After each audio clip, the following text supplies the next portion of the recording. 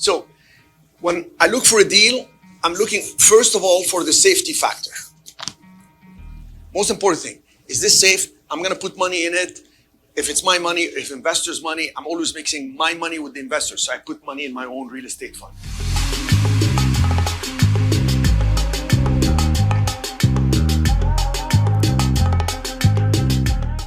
The next thing I look for is cash flow. Number 3 is liquidity. What's liquidity? Can I sell it? Can I borrow against it? Can I use it as collateral for something else? Is it liquid enough? And then cash reserves. Cash reserves. Do I have money sitting aside if the thing takes longer to rehab? Do I have cash sitting aside if the deal goes sour? I have cash sitting aside if there is a similar deal close by and it's a great opportunity because I'm already in the area and I know what's going on next door. Those are like the easiest deals. I'm here, I paid $1 million. The one next door is 700. It's a no-brainer. You're trembling. You want to do the deal as fast as you can. But if you don't have cash reserves. Now, in today's world, the banks are saying, you want a loan? We need some cash reserves, right? Have you been dealing with banks? So the banks have become better, even though they'll never get that good. I can tell you, the banks are good, but they're never that good because they don't really understand the deals, as evidenced by the fact that it could be a great deal. They send an appraiser who makes a mistake and they say, well, we can't loan you so much. You see my point? But I'm buying the deal. Look how much it makes. This appraiser is wrong. He used the wrong square footage. He used the usable space set of this is commercial building. It has to be done this way. But then at the end, you can take anything and everything to your advantage. So it's a matter of a mindset. So I take that low appraisal and I go to the seller and say, look what it appraised for. Nobody will be able to get it because look what it's appraising for. You need to work with me. And when I'm selling, I tell them, that's what I want. This appraiser is wrong because this. And then we'll work it out. So safety first. How do you get safety? From what? From location. If it's a good location. Are you with me? How else do you get safety? The condition of the property. And that can work both ways. A bad condition, I'm getting a great deal and I know I can fix it for less. Or it's a great condition, it's a distressed seller, not a distressed property. There are two types of distressed situation.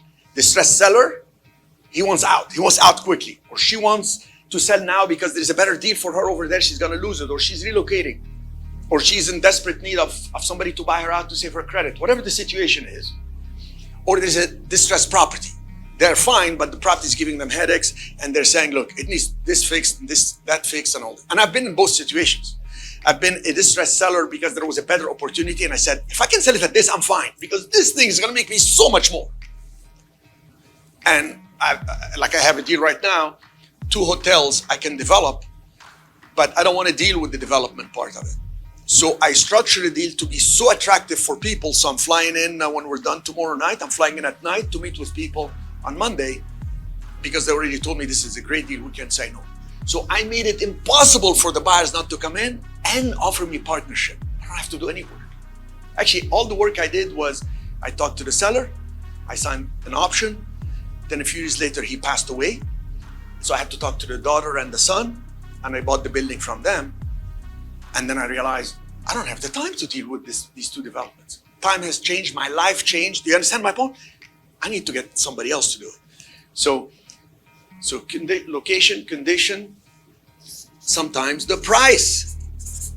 The price gives me a huge margin of safety. If the price is $1 million, but I'm going to get it at 700, is that a margin of safety, yes or no? Okay, and I would say the other thing is terms. Having the right terms is a margin of safety.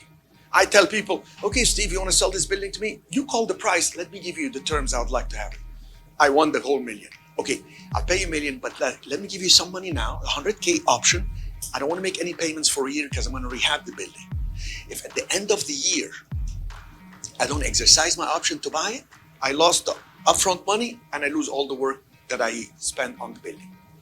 So I gave him great terms because if I fail, he keeps a building that has been improved and he keeps some money. But for me, I kept the extra money. Instead of putting 300,000 down payment to get the building, I now have an extra 200 to improve the building. Now the building is worth maybe $1.2 million, $1.3 million. I can go get a better loan. So tell me the price, I'll tell you the terms. Tell me your terms, I'll tell you the price. I want all cash. Well, it's not gonna be $1 million. I'm gonna have to give you 850. 900? Okay, 900, I agree. So understand that.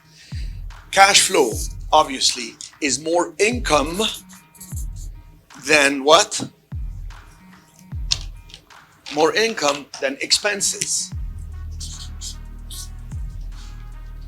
So that's number one. More income, put it in credit, than expenses. So I'm netting something plus an upside. Like, isn't it beautiful?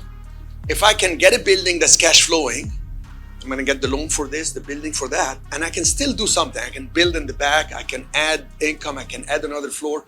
What's the highest and best use of something? To increase my cash flow. Now, Warren Buffett says there are 2 rules to investing.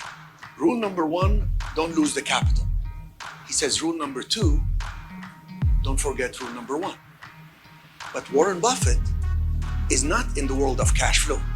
As a matter of fact, Warren Buffett does not pay cash flow to all his investors. Do you know that? Warren Buffett, Berkshire Hathaway, has never paid a penny in dividends. We will be paying investors. We're in a different world. He's in the equities market, we're in the debt market. The key thing is how much the debt will cost me, like you started by saying. Many of you said the financing is difficult.